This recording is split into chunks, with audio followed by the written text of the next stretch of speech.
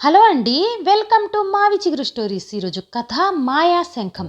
ఈ కథ రచించిన వారు డాక్టర్ ఎం హరికిషన్ గారు. ఈ కథ మీకు నచ్చితే లైక్ చేయటం మర్చిపోకండి. మీకు ఎలా అనిపించిందో కామెంట్ చేసి చెప్పండి. ఈ ఛానల్ని కొత్తగా చూసేవారు మరిన్ని మంచి కథల కోసం సబ్స్క్రైబ్ చేసి బెల్ ఐకాన్ ఆన్ చేయండి. అప్పుడు ఏ కొత్త వీడియో పెట్టినా మీ దాకా వస్తుంది. ఇక కథ మొదలు పెడదాం. ఒక జమీందారు తోటలో ఒక యువకుడు పనిచేస్తూ ఉండేవాడు. ఆ యువకుడు చాలా మంచివాడు, నిజాయితీపరుడు. ఏది ఆశించకుండానే ఇతరులకు సహాయం చేసేవాడు. వాళ్ళ ఇల్లు సముద్ర తీరానికి దగ్గరలో ఉండేది. ఒకరోజు తోటలో పని పూర్తి కాగానే ఎప్పటిలాగే సముద్రం పక్కన నడుచుకుంటూ పోసాగాడు. అంతలో ఒక పెద్ద చేప మరొక చిన్న చేపను తరుముకుంటూ రావటం కనిపించింది. చిన్న చేప భయంతో వేగంగా తీరం వైపు రాసాగింది. ఆ చేప బంగారు రంగులో తలతడా మెరుస్తా ముద్దుగా ఉంది.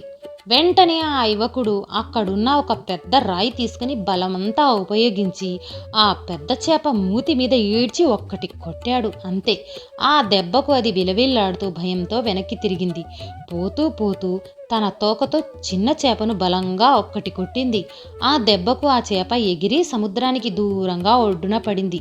అక్కడి నుంచి తిరిగి నీళ్లలోకి వెళ్ళలేక గిలగిలా కొట్టుకోసాగింది. ఆ యువకుడు అది చూశాడు. పాపం, ఇంకొక్క నిమిషం ఇక్కడే ఉంటే నీళ్లు లేక చచ్చినా చస్తుంది అనుకుంటూ దాన్ని తీసుకుని వేగంగా పరిగెత్తుకుంటూ పోయి సముద్రంలో వదిలిపెట్టాడు.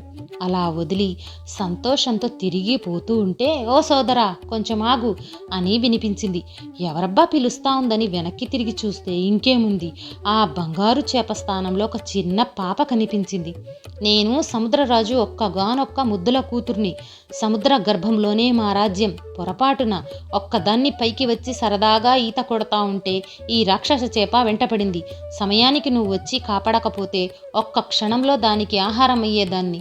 నాతో పాటు మా రాజ్యానికి రా, మా నాన్న నిన్ను చూసి చాలా ఆనందిస్తాడు అంది. ఆ మాటలకు ఆ యువకుడు, పాప, నేనేదో చిన్న చిన్న కాలువలు, చెరువులు, నదుల్లో ఈత కొట్టగలనేమో గాని అంత పెద్ద సముద్రంలో కొట్టలేను, నా వల్ల కాదన్నాడు. అప్పుడు ఆ అమ్మాయి, అయితే ఒక్క నిమిషం ఇక్కడే ఉండు, చిటికలో పోయి చిటికలో వచ్చేస్తా అని అక్కడి నుంచి సర్రున నీళ్లలోకి దూకిపోయింది. కాసేపటికి ఒక పెద్ద చేప మీద ఎక్కి అక్కడికొచ్చింది. సోదరా, రా నాతో పాటు, ఈ చేప మీద ఎక్కి కూర్చో, కళ్ళు మూసి తెరిచేలోగా కనువిందు చేసే రాజ్యాన్ని చేరుకుందాం అంది. ఆ యువకుడు సరేనంటూ ఆనందంగా వెళ్ళి చేప మీద కూర్చున్నాడు. అంతే, అది మెరుపు వేగంగా తీసుకుపోయి సముద్రరాజు ముందు వదిలింది. ఆ చిన్నారి పరిగెత్తుకుంటూ వాళ్ళ నాన్న దగ్గరికి పోయి జరిగిందంతా వివరించింది. ఆ మాటలు వినగానే సముద్రరాజు గబగబా తన సింహాసనం దిగి వేగంగా వచ్చి ఆ యువకుని చేతులు గట్టిగా పట్టుకుని, బాబు, ఈ పాప నాకు లేక లేక కలిగిన ఒకే ఒక కూతురు. ఆ పాపకు ఏమన్నా అయితే నేను బ్రతికినా చచ్చినట్టే. నా ప్రాణాన్ని కాపాడావు, దానికి బదులుగా నీకు ఏమిచ్చినా తక్కువే. నా సంతోషం కోసం ఏదైనా ఒక బహుమతి కోరుకో, అడిగిన అరక్షణంలోనే నీ చేతిలో పెడతా, మాట తప్పను అన్నాడు.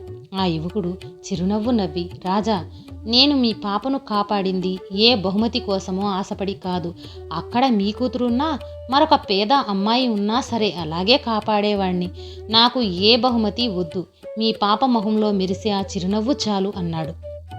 కానీ సముద్రరాజు చిన్నారి అతన్ని వదల్లేదు. నీ అంతట నువ్వు అడిగితే తప్పు గాని మేము సంతోషంగా ఇస్తున్నప్పుడు తీసుకోవటం తప్పు కాదు.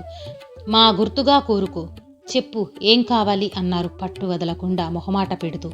ఆ యువకునికి అలా తీసుకోవటం అస్సలు ఇష్టం లేదు. వీళ్ళేమో వదలటం లేదు.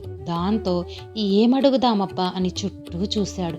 ఖరీదైన వజ్ర వైఢూర్యాలు దగదగా మెరిసిపోతూ ఉన్నాయి. బంగారు హారాలు, అత్యంత విలువైన రకరకాల రంగురంగుల వస్తువులు ఎన్నో కళ్ల ముందు కనపడుతున్నాయి. వాటి మధ్య ఏ మాత్రం విలువలేని ఒక తెల్లని శంఖం కనిపించింది. దాంతో, మహారాజా, శంఖం ఇవ్వండి చాలు, మీ గుర్తుగా ఇంట్లో అలంకరణగా పెట్టుకుంటాను, అంతకు మించి ఇంకేమొద్దు అన్నాడు. ఆ మాట వినగానే సముద్రరాజు అద్రిపడ్డాడు. నోట మాట రాలేదు. బాబు, నువ్వు అనుకున్నట్లుగా అది మామూలు శంఖం కాదు, మాయా శంఖం. దాన్ని పొరపాటున కూడా ఇంతవరకు ఎవరి చేతిలోనూ పెట్టలేదు. కానీ నా కూతురి కన్నా ఈ లోకంలో నాకు ఏదీ ఎక్కువ కాదు. మా ఇంటి దీపాన్ని కాపాడి నా కుటుంబంలో వెలుగు నింపావు, కాబట్టి తీసుకో అంటూ ఆ మాయా శంఖాన్ని అతని చేతిలో పెట్టి, చూడు, ఈ శంఖం నీ చెవి దగ్గర పెట్టుకుంటే నీ చుట్టూ ఉండే పక్షులు, జంతువులు ఏం మాట్లాడుతున్నాయో నీకు స్పష్టంగా అర్థమవుతుంది. దీని మహిమ గురించి ఎవ్వరికీ చెప్పకుండా జాగ్రత్తగా మంచి పనులకు ఉపయోగించుకో అన్నాడు. ఆ యువకుడు ఆ రోజు వాళ్ళ ఆతిథ్యం స్వీకరించి తర్వాత రోజు పొద్దున్నే శంఖంతో తిరిగి సముద్రం ఒడ్డునకు చేరుకున్నాడు. ఇంటికి వెళుతూ దారిలో ఒక తోటలో ఒక బండరాయి మీద అలసట తీరటం కోసం కూర్చున్నాడు. చెట్టుపైన రామచిలుకలు కిలకిలలు వినిపించాయి. ఆ శంఖం మహిమ ఎలా ఉంటుందో తెలుసుకుందామని దాన్ని తీసుకుని చెవుల దగ్గర పెట్టుకున్నాడు. అంతే, ఆ రామచిలుకల మాటలు అతనికి చక్కగా వినిపించసాగాయి. మగచిలుక ఆడచిలుకతో, ఈ మానవులు తాము చాలా తెలివైన వాళ్లమని, తమకు అన్నీ తెలుసునని విర్రవీగుతూ ఉంటారు. కానీ వాళ్ళకు అసలు ఏం తెలీదు. ఈ చెట్టు కింద ఒక మనిషి కూర్చున్నాడు కదా, ఆ మనిషి కాళ్ల కింద ఒక రాయి ఉంది చూడు. నిజానికి అది ఇలాంటి మామూలు రాయి కాదు, అత్యంత విలువైన పెద్ద వజ్రం. దాన్ని నమ్మితే ఏకంగా ఒక ఊరినే కొనియొచ్చు అని చెప్పింది. ఆ యువకుడు ఆశ్చర్యంగా కిందకి చూశాడు. కాళ్ల దగ్గర మట్టి కొట్టుకుపోయిన ఒక లావు రాయి కనిపించింది. దాన్ని తీసుకుని అక్కడున్న నీటితో శుభ్రంగా కడిగాడు. మట్టి పోతున్న కొద్దీ అది దగదగా మెరిసిపోతూ అత్యంత ఖరీదైన వజ్రం బయటపడింది. దాన్ని జాగ్రత్తగా అంగీ లోపల దాచిపెట్టుకున్నాడు. సంతోషంగా ఇంటికి బయలుదేరాడు. అలా వెళుతూ ఉంటే దారిలో ఒక దండోరా వినిపించింది. మన జమీందారు కూతురికి అంతు చిక్కని రోగం వచ్చింది. అన్నం తింటం లేదు, నీళ్లు ముట్టడం లేదు. ఎవరైతే ఆ వ్యాధిని నయం చేస్తారో వారికి కోరుకున్న బహుమతి ఇస్తామని. ఆ యువకుడు జమీందారు కూతుర్ని అనేక సార్లు తోటలో చూశాడు. తనకన్నా 2 ఏళ్లు చిన్న, అచ్చం అప్పుడే పూసిన పువ్వులాగా కలకల్లాడుతూ ఉంటుంది. నవ్వుతూ ఉంటే పూలవాన కురిసినట్టుగా ఉంటుంది. అబ్బా, ఎంత ముచ్చటగా ఉంది పిల్ల! ఎవరింట్లో కాలు పెట్టే వాళ్ళ జీవితాలు బంగారంలాగా మారుస్తుందో అనుకునేవాడు. ఆ పాప బాధలో ఉంది అని తెలిసేసరికి ఎలాగైనా సరే ఆమెను కాపాడాలి అనుకున్నాడు. జమీందారింటి చుట్టుపక్కల మాయాశంఖం తీసుకుని తిరగసాగాడు. ఎక్కడ పక్షులు కనబడినా, ఎక్కడ జంతువులు కనపడినా అవి ఏమన్నా జమీందారు కూతురికి వచ్చిన రోగం గురించి మాట్లాడుకుంటాయోమని శంఖం పెట్టుకుని వినసాగాడు. అట్లా తిరుగుతూ ఉంటే ఆ రోజు అర్ధరాత్రి ఒక చెట్టు పైన 2 గుడ్లగూబులు మాట్లాడుకుంటూ కనిపించాయి. రహస్యంగా అక్కడికి చేరుకొని వారి మాటలు వినసాగాడు. పాపం, జమీందారు కూతురు ఎప్పుడూ గలగలా నవ్వుకుంటూ అందర్నీ హాయిగా పలకరిస్తా తిరుగుతూ ఉండేది. వారం రోజులుగా నోట మాట లేదు. ఈ భూమి మీద ఇంకా నూకలు ఉన్నాయో లేవో అంది ఒక గుడ్లగూబ. ఆ మాటలకు ఇంకొక గుడ్లగూబ, వాళ్ళ నాయన ఇంటి పైన కొత్త కప్పు వారం కిందట వేయించాడు. అందులో పొరపాటున ఒక చిన్న ఉడతపిల్ల ఇరుక్కుపోయింది. బయటకు రాలేక లోపల ఉండలేక అల్లాడిపోతుంది. కప్పు మీద దాన్ని అమ్మా నాన్నలు ఆ పిల్లల్ని ఎలా కాపాడుకోవాలో తెలియక నిద్రాహారాలు మాని ఒకటే ఏడుస్తూ ఉన్నాయి. ఏమీ చేయలేని ఆ నిస్సహాయులకు ఏడుపు ప్రభావం ఆ పాప మీద పడింది. ఆ ఉడత పిల్లను కాపాడితే గాని ఆ పాప వాళ్లకు దక్కదు అంది. ఆ మాటలు విన్న యువకుడు ఆ తర్వాత రోజు పొద్దున్నే జమీందారింట్లో అడుగుపెట్టాడు. జమీందారు కూతురుకొచ్చిన రోగాన్ని తగ్గిస్తాను అన్నాడు. ఆ మాటలకు అక్కడున్న వైద్యులందరూ నవ్వేశారు. ఎన్నెన్నో మూలికలు వాడామో, ఎక్కడెక్కడి నుంచో వైద్యులను పిలిపించాం. కానీ రోజు రోజుకి మొహంలో కళ తగ్గిపోతుంది గాని ఒక్క రవ్వ కూడా వెలుగు పెరగటం లేదు. ప్రాణాలు పోసే వైద్యులం మాతోనే కానిది మొక్కలకు నీళ్లు పోసే నీతో ఏమవుతుంది అన్నారు. అంతలో జమీందారు అక్కడికి వచ్చి, ఏ పుట్టలో ఏ పాముందో ఎవరికి తెలుసు, ప్రయత్నిస్తే పోయేదేముంది, చెప్పు, ఏం చేయమంటావు అన్నాడు. అప్పుడు ఆ యువకుడు జరిగిందంతా చెప్పాడు. వెంటనే జమీందారు పనివాళ్ళని పిలిపించాడు. వాళ్ళు పైకి ఎక్కి జాగ్రత్తగా ఒక్కొక్క పెంకుని ఊడదీయసాగారు. అలా ఊడదీస్తూ ఉంటే ఒక చోట పెంకుల మధ్య వారం రోజులుగా అన్నం నీళ్లు లేక నీరసంగా పడిపోయిన ఉడత పిల్ల కనిపించింది. వెంటనే జాగ్రత్తగా దాన్ని కిందకు తెచ్చారు. వెచ్చని గడ్డి మీద పడుకోబెట్టి నోటికి చుక్క చుక్కగా పాలు అందించసాగారు. జమీందారు కన్న కూతురు లెక్క జాగ్రత్తగా చూసుకోసాగాడు. సాయంకాలానికి ఆ ఉడతపిల్ల నెమ్మదిగా లేచి నిలబడింది.